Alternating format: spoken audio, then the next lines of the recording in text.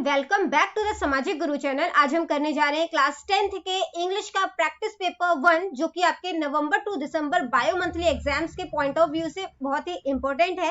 तो वीडियो को बिल्कुल भी स्किप मत करना। आइए वीडियो स्टार्ट करते हैं। सबसे पहले हम लोग देख लेते हैं कि हमारा पेपर पैटर्न जो है वो किस तरीके का होने वाला है। तो बच्चों, हमारा पेपर जो है वो 20 मार्क्स का आएगा और टाइमिंग जो है वो हमें 40 मिनट्स की दी जाएगी। ठीक है। जो पार्ट ए है उसमें ऑब्जेक्टिव टाइप क्वेश्चंस 5 पूछे गए हैं आपसे। सबसे पहला क्वेश्चन पूछा गया है, Shivaji bowed his head before the. Shivaji ने किनके सामने अपना सिर जो है वो, women. Phatik's uncle lived in. Phatik के अंकल जो है वो कहां पर रहते थे? वो रहते थे कोलकाता में। ठीक है। नेक्स्ट है, who was charged with the murder of his Neiphiu. कि मतलब कि किसको जो है वो चार्ज किया गया कि उसने अपने नेफ्यू का मर्डर किया है? तो स्मिथ को चार्ज जो है वो किया गया था। इन ancient India the women was always considered a goddess. तो प्राचीन भारत में जो है वो जो विमेन है उनको जो है वो देवी माना जाता था। ये बिल्कुल सही है। Pahom's borrowed some money from his brother in law. तो पखुम ने कुछ पैसे जो है वो अपने ब्रदर इन लॉ से उधार लिए थे। ये बिल्कुल सही है। ठीक है। नेक्स्ट क्वेश्चन देखते हैं, पार्ट बी का। किसी 2 क्वेश्चन को आपने यहाँ पर अटेम्प्ट करना है। सबसे पहला जो क्वेश्चन आपसे पूछा गया है वो है, what caused desperation to the gods. भगवान को किस चीज की निराशा हुई? ठीक है।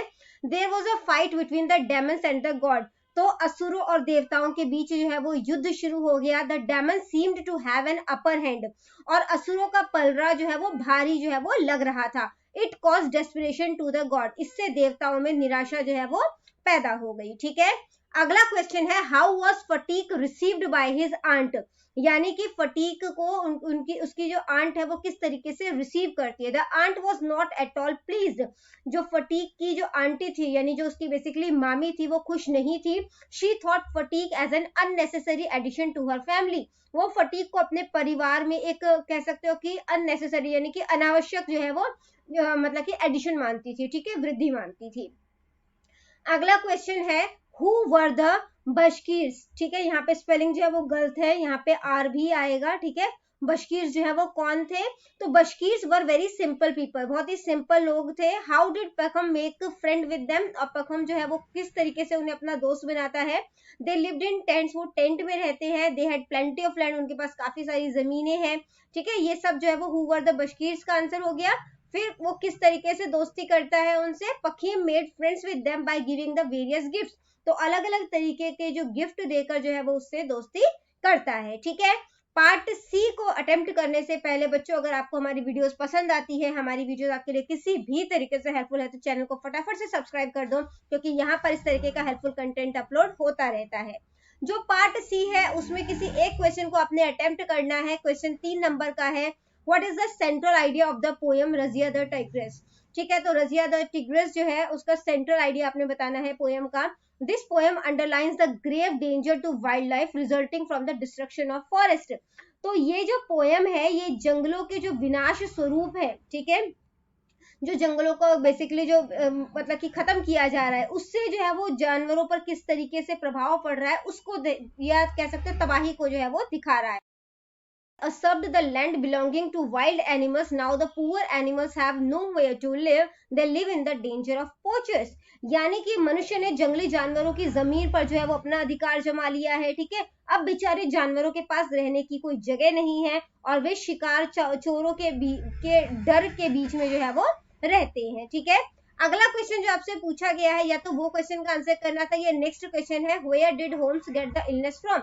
कि होम्स को बीमारी कहाँ से लग जाती है? When did he get it. और उसको ये बीमारी कब लगती है?